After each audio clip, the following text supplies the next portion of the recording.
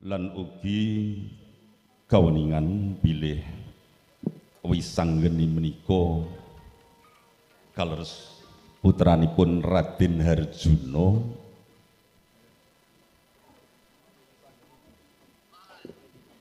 wisanggeni menika kaleres putranipun Raden Harjuna adalah Ibu Bedari Dresanala lan ugi kaleres putrinipun Bathara Brahma. Pramila samanggih kita sumanggaken dumateng Kidalang anggenipun mbabar laripun wisanggeni. Sumangga pun pasrahaken dumateng Dalang. Ya.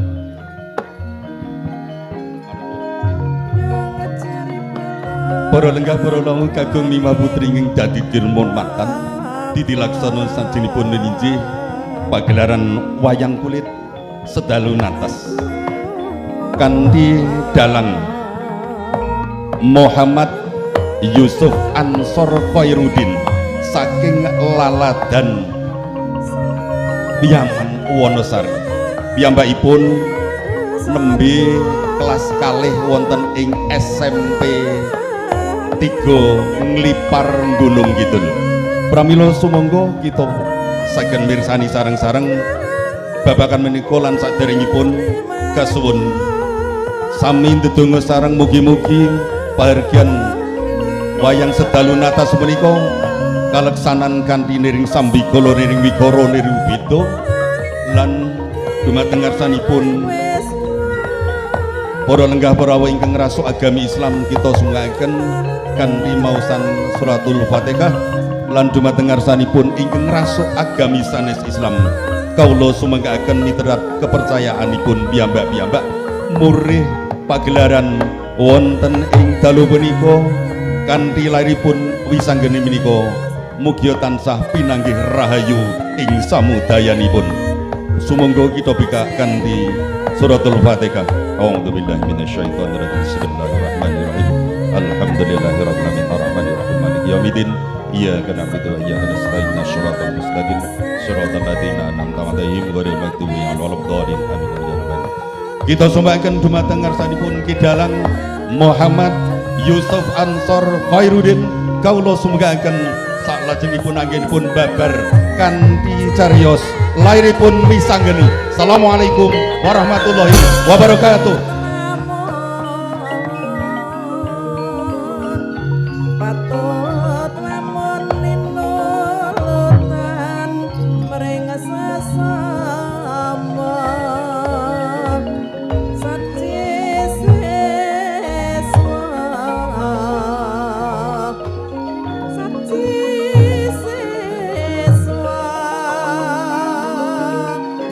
Sabji seswara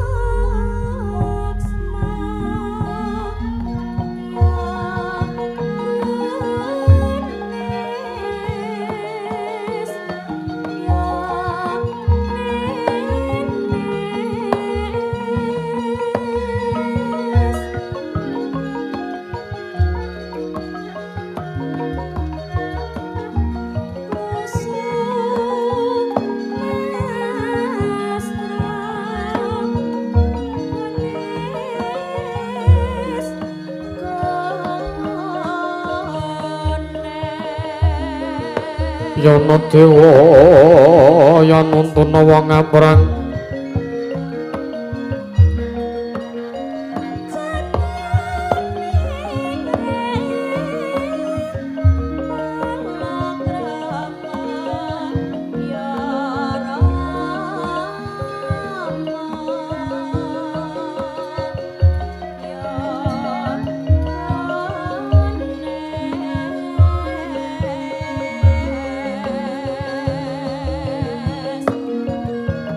wong perang kang padha sar-saran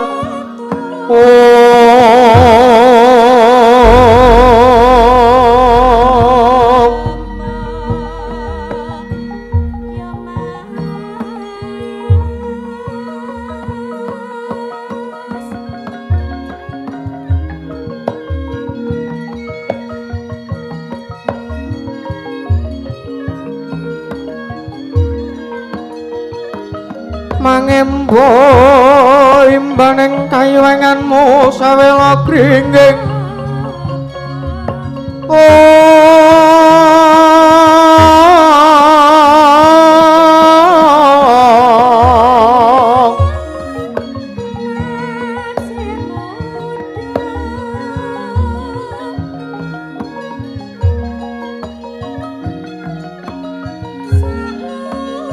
ira wang-wang sang Hyang Jagat Kirinata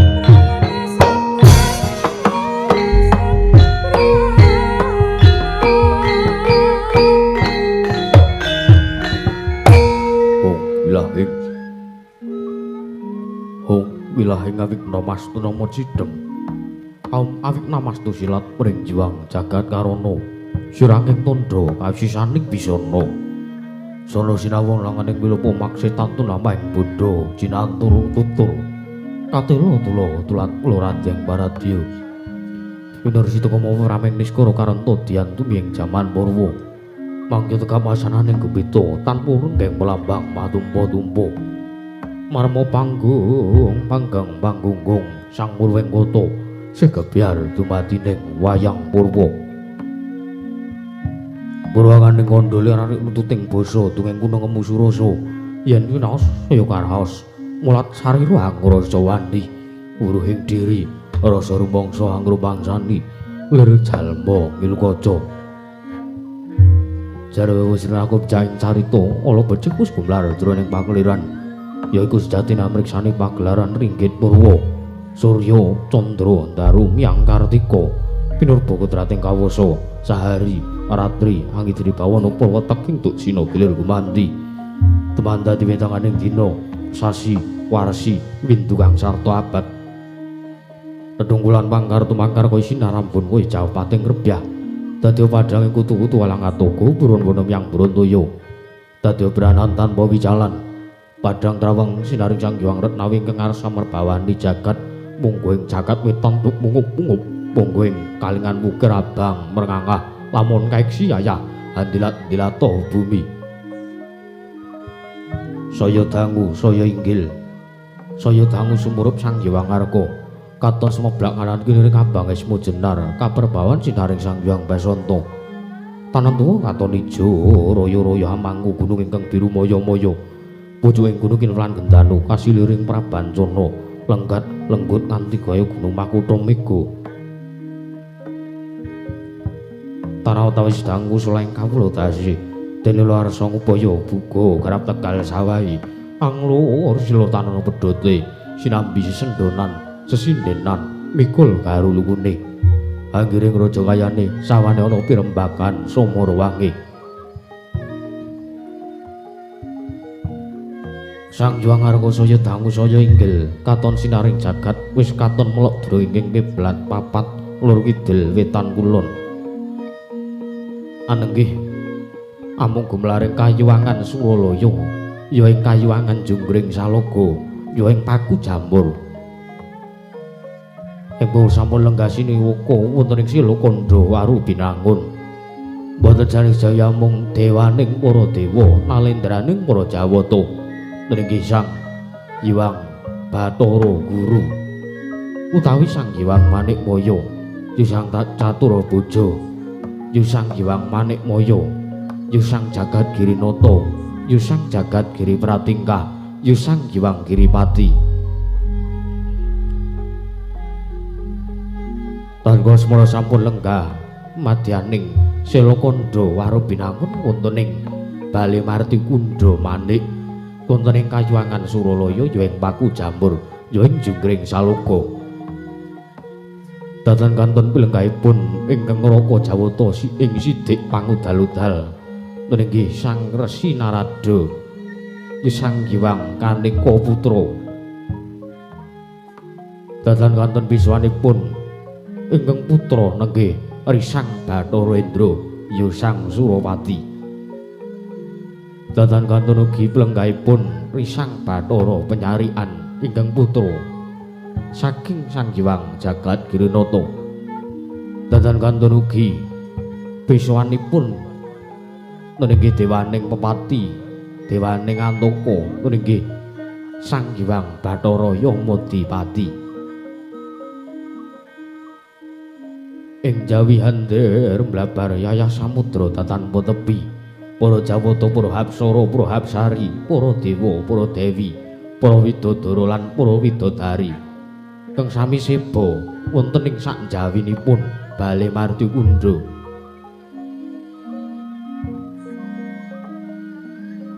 Legeg nalendraing para Jawata nggih Sang Hyang Jagat Girinata ngawuningani biswanipun widodari saking kayuwangan Dandang Mangure, dewaning Gudha, dewaning Pangrencana anenggih Sang Bathari Durga ya Sang Permoni. Dados kuleng mangke kawis tinggal lenggasine waka Sang Hyang Jagat Girinata legeg ngantuk kadidene pratima golek kencana.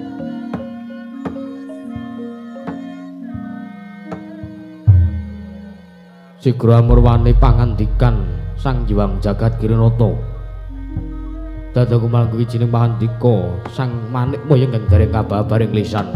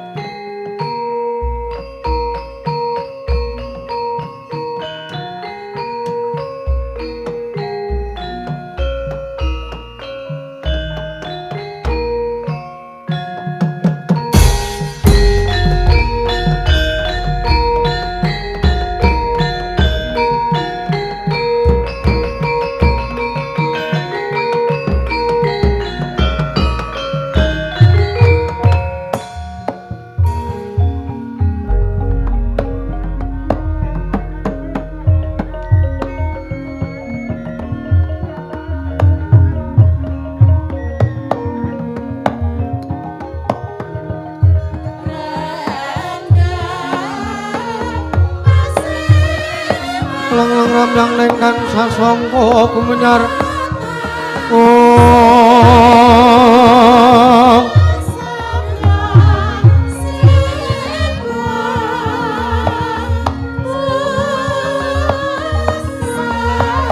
mangrang goromeng muri manggen tanpa siring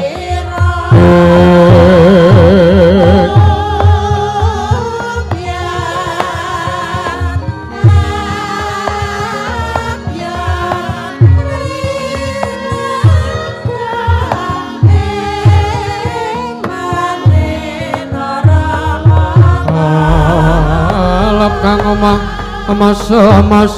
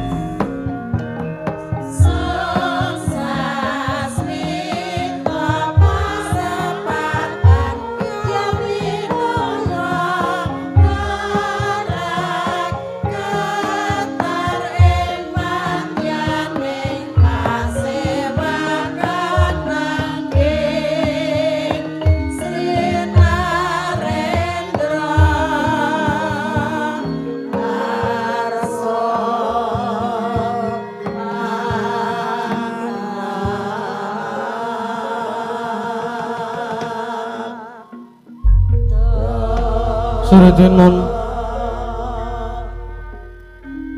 nang pasewakan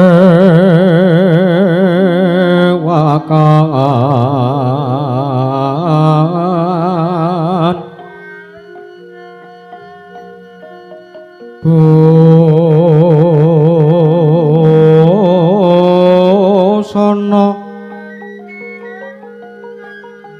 maneka warna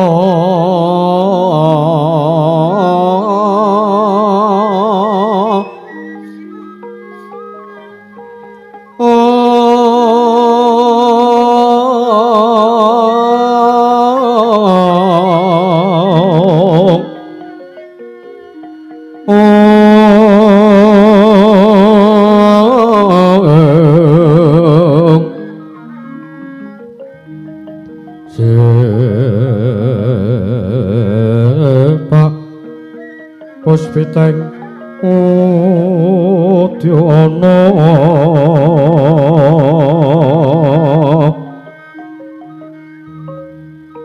yang manjrah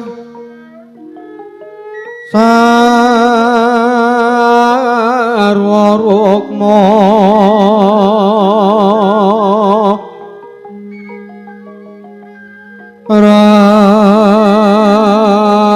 ranggeng manik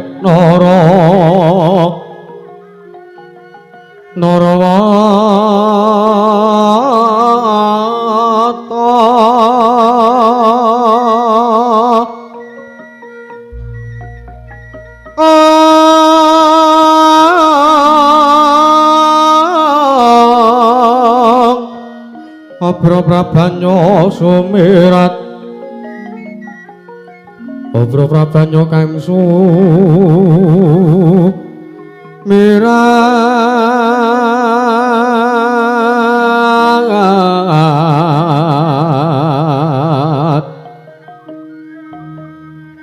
nyaring teca lewaran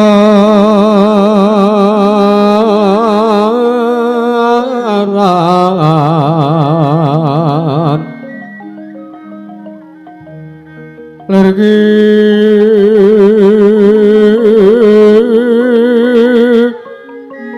laci siring tadet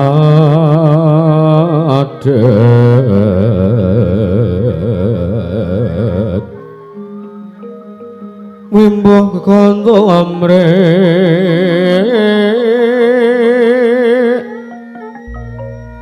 mi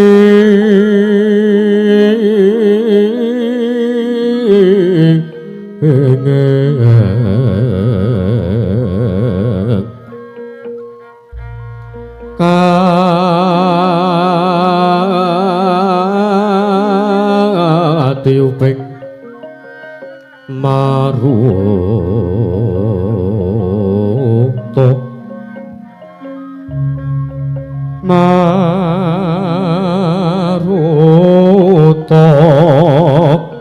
mandor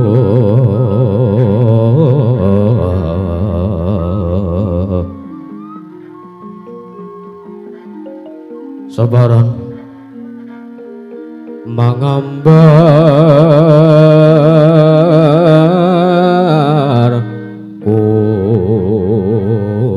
kongas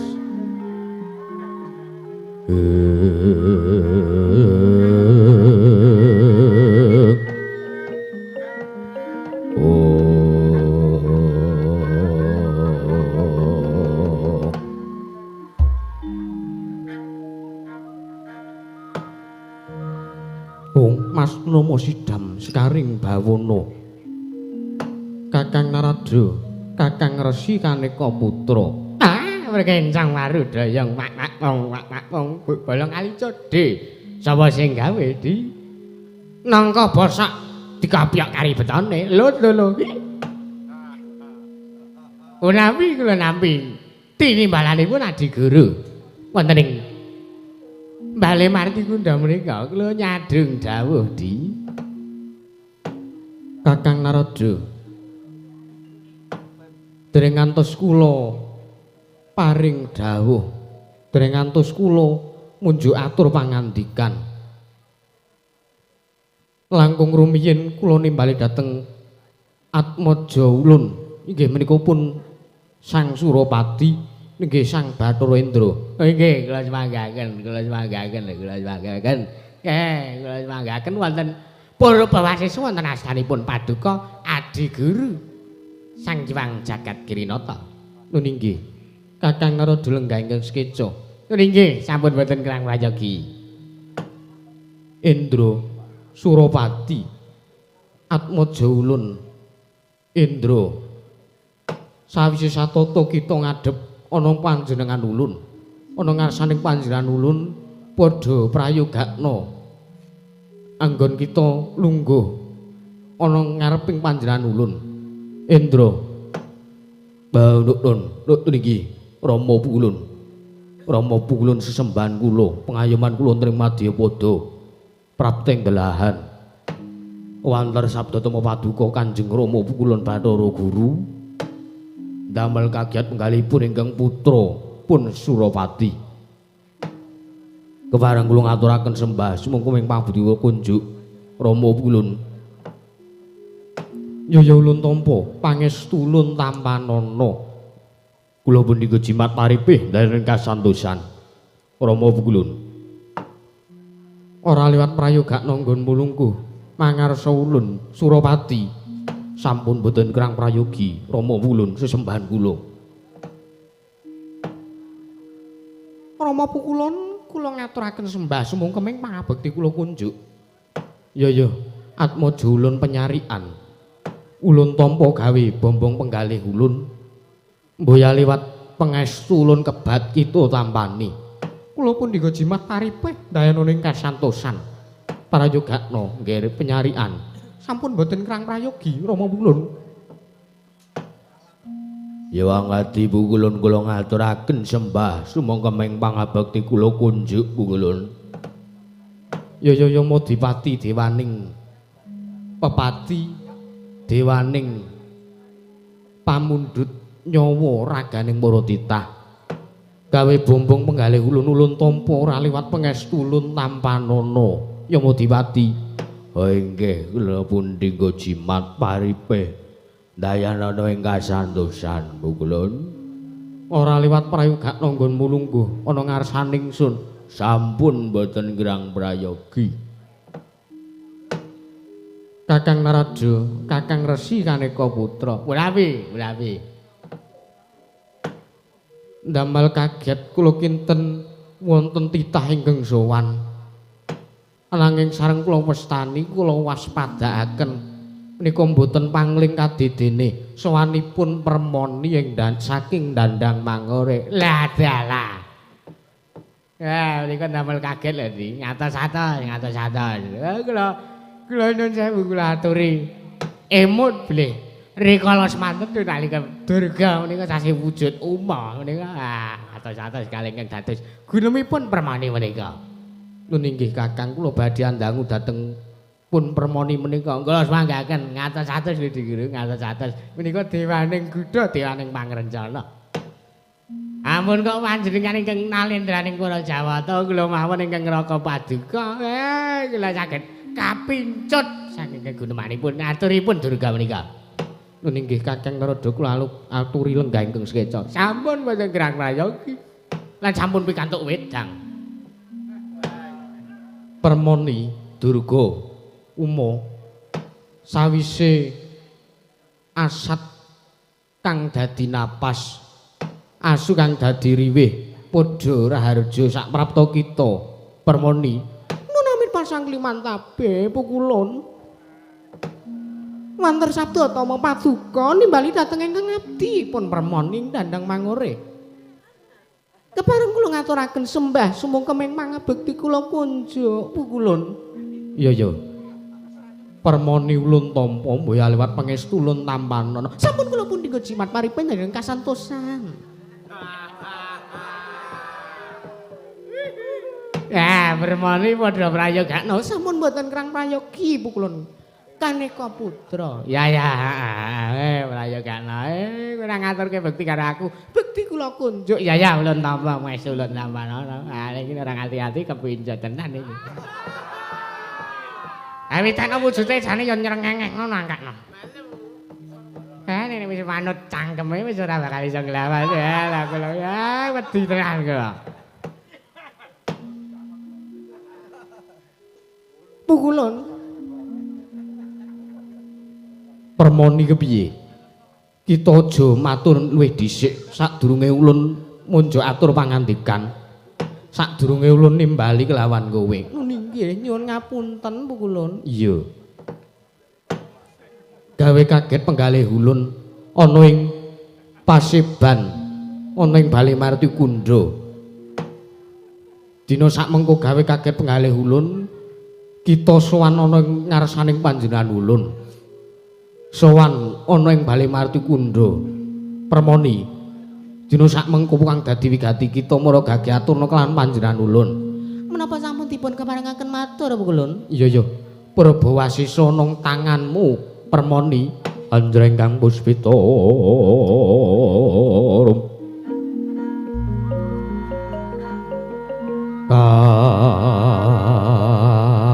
Kasilering samirana mrih kalakus.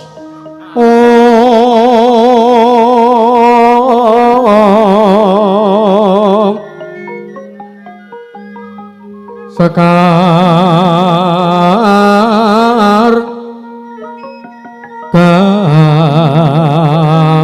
kadung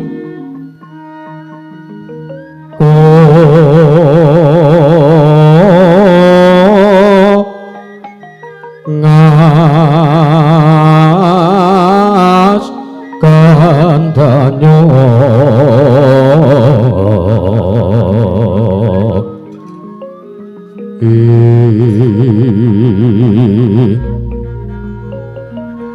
Mawararas Renaning Driya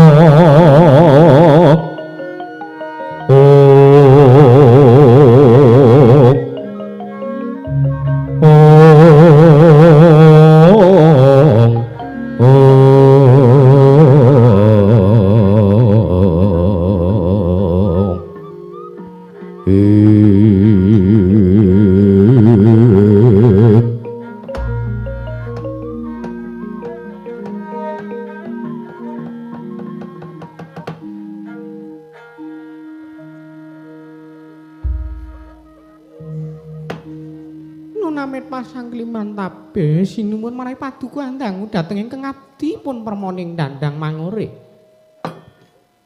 Kepareng kula matur sampean panjenengan ampun kaget ing penggalih. Iya. Mura gage matur ingkang tetelok. Duh kula nestunipun sowan kula menika kraya-raya nuruti dhateng penangisipun putra paduka pun Dewa Srani pukulun. Atmaja Ulun Dewa Srani. Ya kene, ana apa kelawan Atmaja Ulun Dewa Srani? Menawi kula matur menapa mboten badhe lingsen dipun pirsani dhateng para Jawata kathah wonten ing Jawi. Bale marti kundha. Mboya dadi ngapa margagi matur kelan panjenengan ulun? Sepisan sowan kula menika tuwi dhateng kawilujenganipun Paduka Pukulun minangka garwa kula ingkang nomor pira? Iki bojo adik guru iki bojone akeh kok padhake. Panjenengan kendel riyen. Ora iso. Ulun ki elek-elek dhisik tau dadi bojone Anik Blorong. Saiki kami dadi pengedram, lisem pasan ulun. Ulun iki dewa kok. Kakang Naroda. Sumene sak wentawis. Inggih, Diguru, inggih. Permane kek matur. Pukulun. Apa permoni? Estunipun sowan kula menika namung nuruti dhateng penangisipun anak kula pun Dewa Srani, putra Paduka ing Tunggul Malaya pun Dewa Srani. Ingkang dinten samangke nggadahi gegayuhan inggih punika kepengin amungkasi jejaganipun. Lho. Atmaja Ulun Dewa Srani kepengin mungkasi jejagane. Tegese bakal mangun bale wisma, bakal nedeng manjing ngono ing sajroning palakrama. Permoni. Inggih ngaten. Ingkang namun damel kula kawratan menika ngantos kula sowan ngabiyantara wonten ngersanipun Sang Hyang Jagat Girinata menika pamodhaipun Atmaja Paduka, putra Paduka anak kula pun Dewa Srani menika mboten baen-baen utawi abot utawi awrat. Iya. Yen to Atmaja Ulun kepengin nggayuh, kepengin mengku wujuding widodari, margake matura sapa sesilihe mengko ulun sing bakal paring pengadilan karo si Dewa Srani. Mboten. Lho. Njur sing kepiye? Duh kula menika ngantos bingung. Kula menika menggalih tigang dinten tigang dalu kula menika mboten sare, utawi kula mboten tilem. Menggalih bab calon garwa ingkang badhe dipun mengku dhateng putra Paduka pun Dewa Srani. Yo. Lah sapa? Matura sing cetha. Sareng kula dangu sawijining dina menika putra Paduka pun Dewa Srani menika blaka. Sinten mboten wonten wanita ingkang saged ngrubuhaken jiwa kanalendranipun putra Paduka pun Dewa Srani menika kejawi amung putranipun Pukulun Bathara Brahma ya Sang Budawaka ing swarga dahana nenggih Sang Dewi Dresanala. Mongko ingkang damel kula bingung menika Dresanala menika sampun minangka dhateng guru lakinipun, sampun minangka dhateng kakungipun inggih menika pun Arjuna. Menika Pukulun, menika ingkang damel kula bingung ing penggalih. Menika ingkang damel kula mboten mangertos kawontenan mila Pukulun dinten sakmangke kula aturi paling kawelasan, kula aturi paring kawelasan dhateng putra Paduka pun Dewa Srani. Lekas iki nggodha lekas iki. Iki ora hati-hati wae, atos-atos diguru beneran mengke. Nek mboten ngatos-atos mboten wasis kita ngesti mengke wae, mengke kepincut kaya aturipun Durga menika. Menawi Paduka mboten paring kawelasan dhateng putra Paduka piyambak pun Dewa Srani sak mangke Pukulun dedosan menapa ingkang kedah kula sandhang menawi kula sak mangke ngantos mboten saged nggayuhaken sawijining wanita kagem putra Paduka pun Dewa Srani. Mila sowan kula menika waleh-waleh menapa Pukulun namung samangke Paduka lilanuna suka lan penggalih. Samangke Paduka paringa iga lan pertikel kados pundi mungkuh putra Paduka ingkang badhe anggayuh inggih menika pun Dewi Dresanala. Mangkune ingkang dadi kekarepane Atmaja Ulun Dewa Srani. Nggih pukulun. Menika panjenengan purun kersa mboten kersa panjenengan kedah misah saking misah antawisipun Dresanala kaliyan Janaka. Wah, saya maju. Wah, pelete lekas dinggo iki wah jane mbebayani. Mila sakmangke pukulun kula suwun kanthi sanget paduka paring sak piyantu dhateng putra paduka piyambak pun Dewa Srani. Cekap semanten atur kula wassalam. Lha. Iki dewa kok anggo wassalam iki sing ngendi ta iki? Wah, Padurga ki kaya ngaji ngono ya. Anggo wassalam barang. Wis ki matur sing cetha. Menawi paduka mboten paring sabiyantu dhateng ingkang abdipun permoni, samangke kula milih mboten gumelar wonten ing jagat raya menika pukulun. Kagatri sang kapirangu renanggul kinempet kempet. Aduh.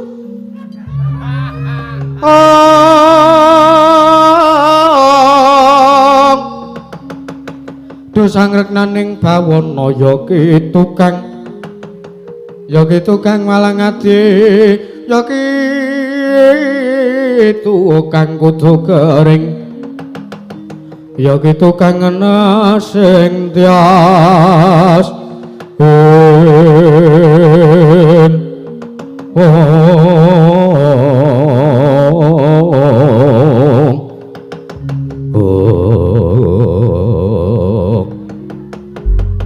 Mas Trama Sidam Sekaring Bawana permoni yen to kaya mangkono sing dadi kekarepane Dewa Srani bloko suta blakotang terus terang ulun ora nayuk yani ulun ora menehi pangestu ora maringi pangestu karo Atmaja Ulun dhewe si Dewa Srani mangertiya Dresanala dina sakmengko wis winengku dening guru lakine ya Wisi Janaka mongko dina sakmengko Dresanala lagi ngandhut punang jabang bayi mongko lagi pitung candra pitung sasi umure yen to nganti dina sakmengko ulun wani misahake bali wis maning antarane Dresanala lan Janaka.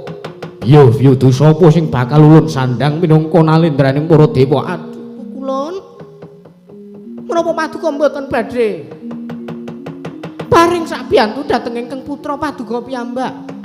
Yen to patrape Dewa Srani sing kaya mangkono ulun mboya maringi pangestu.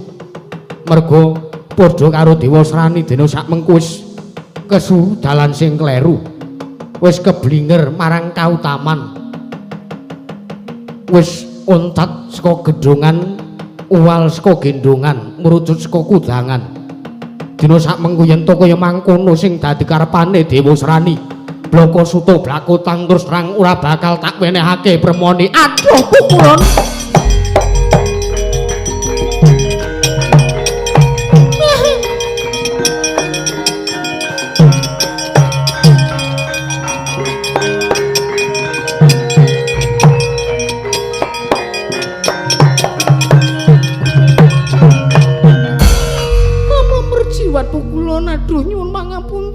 kelapatanipun ingkang abdi ing dandang mangore. Lekas iki lekas. Lekas gedhe iki wae kata-kata mutiara sebentar lagi kan keluar. Kakang Narada sumene sakwentawis kula ingkang badhe paring pengadilan dhateng permoni menika. Wah kula semanggaken ing ngatos-atos niku mungkin nek sampeyan mboten ngatos-atos wah bahaya niku bahaya. Pukulon menawi paduka mboten paring sih kawulasan dhateng kok piyambakipun Dewa Srani ning atasipun Dewa Srani menika sakmangke mung kepengin gayuh wujudipun nggih menika salah satunggaling widodari ingkang boten sanes Dresanala menika. Aduh kulon kepripun mawon caranipun kula suwun sakmangke paduka anggayuhaken permoni wonten dawuh yen wis ulun wis pirsa apa kang dadi karepane Dewa Srani nadyan to kita kuwi dewaning Buddha dewaning pangrencana ulun ora bakal kapincut dening apa kang dadi atur kita atos-atos iki omong ngono iki biasane sok engko kepincut iki biasane iki. Kaya ngati-ati kula ora arep melu-melu kula. Menawi paduka mboten saged minangkanipun dados kekajenganipun pikajenganipun gegayuhanipun putra paduka piyambak pun Dewa Srani. Samangke kula aluwung nyuwun dhateng pukulun Sang Hyang Manemaya samangke kula milih mboten gumelar wonten ing jagat kula aturing liga pusaka Kyai Cestri Sula. Kula samangke kula milih mboten nyumurupi gumelar ing jagat semeng lembulan pukulun.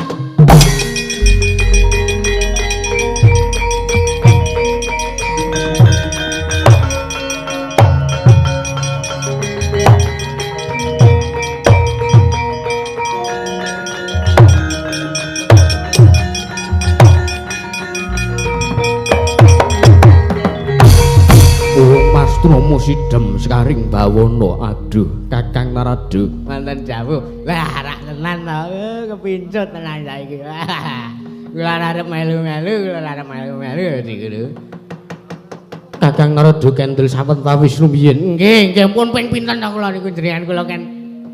Jenengan dawuh kali kula kan sumene pirang jam ping pinten mawon kula, Pak. Wah, ngatos-atos wae lah jan tenan dewaning Gudha Pangrencana we. Dewaning para dewa men kalah. Permoni wonten dawuh yen to pancen kaya ngono kekarepan kita. Ning atase kita kuwi isih kalebu garwa ulun. Dina sak mengko destun temen ing atase ulun ki selaku minangka guru lagi, minangka garwamu. Kita kuwi garwa panjenengan ulun, yen to ulun ora minangkani apa ang dadi kekarepane Atmaja ulun dhewe si Dewa Srani mendah dosa ulun sing bakal ulun sandang. Panjenengan minangkani? Iya, ulun maringake. Dina sak mengko panjenengan ulun bakal golek srana kepiye wae supaya iso misahake antaraning Dresanala lan Janaka. Wekasan dina sak mengko Dresanala iso diwengku dening Dewa Srani Permoni. Putra Pandhawa tata gati wis raya Indriyaksa Sara Maruta.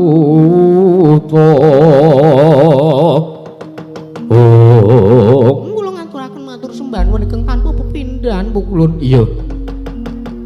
Tumuli dina sak mengko Kakang Narada kula wonten dawuh. Kula aturi nimbali dhateng Atmaja ulun nggih menika pun Brama ya Sang Budawaka. Kakang Narada Nggih, nyuwun pamit madal pasilan di Guru. kang atos-atos Kakang Narada.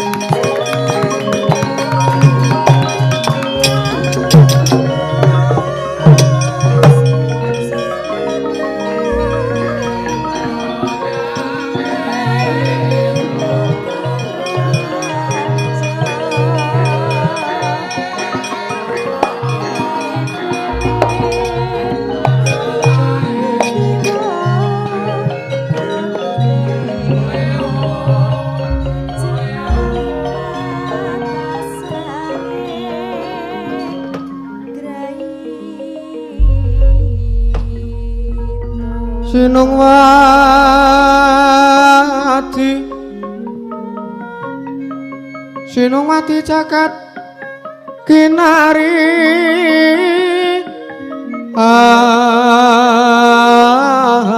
among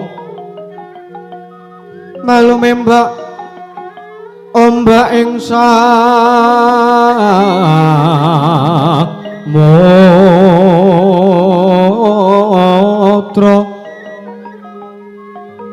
ae ana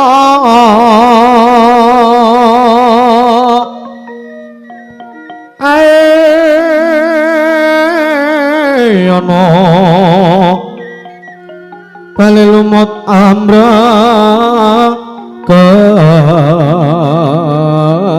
kanggeng awita denjengan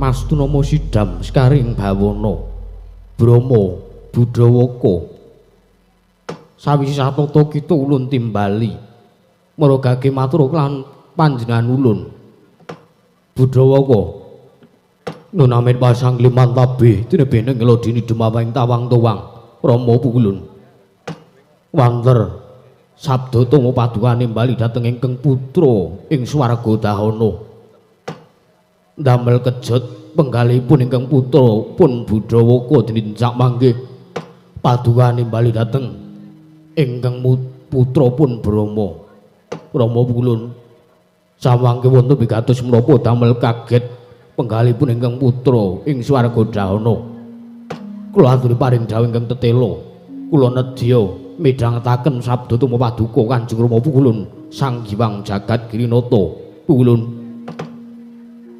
aja kaget kita ulun timbali mangarsa ulun ana ing Bale Marti Kundha nun inggih Rama Pukulun mangerti lamun dina sak mengko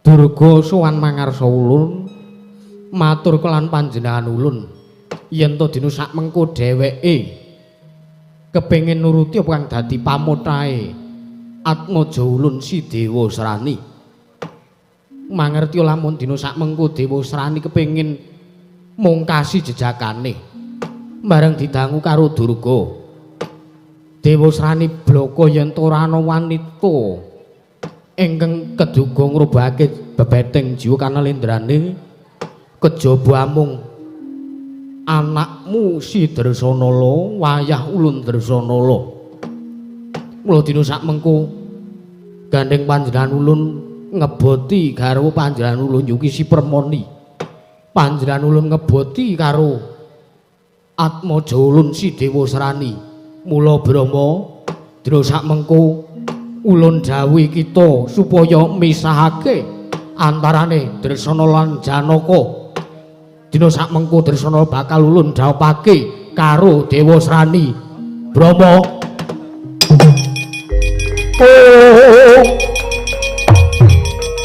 aduh ulun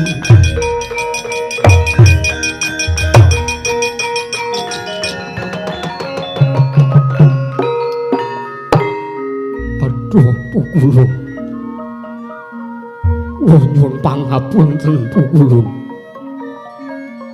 menawi mekaten ingkang dados dawuh paduka kula boten saged nglampahi Brama wonten dawuh yen to kita ora nindakake kang dadi dawuh ulun padha karo kita ora ngabekti kelawan panjenengan ulun nanging kula nyuwun sewu Pukulun Dresanala menika sampun minengku dening Arjuna mongko kula nembe remen-remenipun nyumurupi anak kula pun Dresanala menika ngandhut jejabang mongko nembe pitung candra yuswanipun duh Pukulun menawi kula kedah misahaken antawisipun wayah paduka kaliyan Arjuna tetusan napa ingkang badhe kula sandhang Pukulun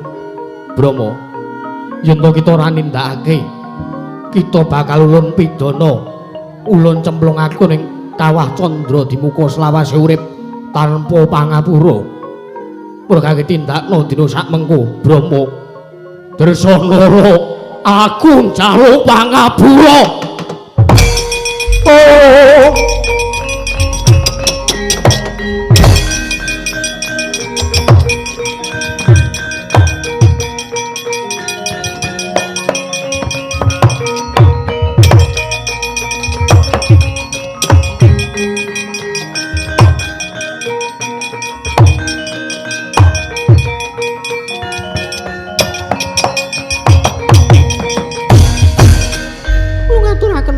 Tanpa pepindhan lho pukulun. Yo yo permoni.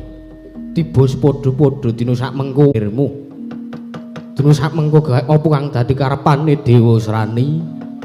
Bakal kasembadan. Walah niki lho Digro. Wah kula nuwun sewu nek ngaten-ngaten carane kula mboten sarujuk.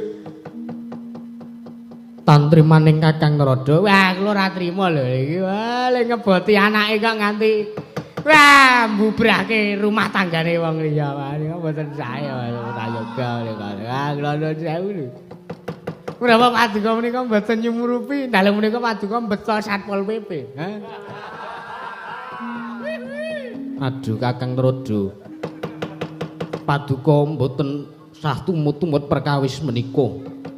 Cekap ingkang rayipun manik moya ingkang ngamungkasi. Ya, kula nek ngoten carane niku kula ora trima lho Di Guru, kula aturi emot. Niki mumpung kula tesih halus. Niki tesih sore niki mumpung tesih halus. Kula aturi emot sampun ngantos kalimput dhateng ucapipun awi aturipun Durga menika. Menika mboten prayoga dadosanipun nganti Kadrisana kelakon wicara Janaka. Ora bakal tumantone Kayuwangan Suralaya lan apa ing dadi penggalih Janaka. Kula nyuwun sewu lho. Kakang Narada mboten sah tumut-tumut perkawis menika. Lah nek ora melu-melu terus kula ken ngopo? Ha? Nek kula nyumurupi kahanan Kayuwangan sing mboten tentrem ngaten-ngaten niku aluwung kula mboten dados dewa Di Guru. Aluwung kula medal, kula tetel, kula saking dewa menika kula mboten tumut. Kula menika dipun coret jeneng kula saking buku Dewa Kadewatan menika kula mboten satipun tumutaken kula menika mboten melu kula. Nek kanane Kayuwangan saya kaya ngene, aluwung kula medal Jawi, Di Guru kula mlajar tebih Di Guru.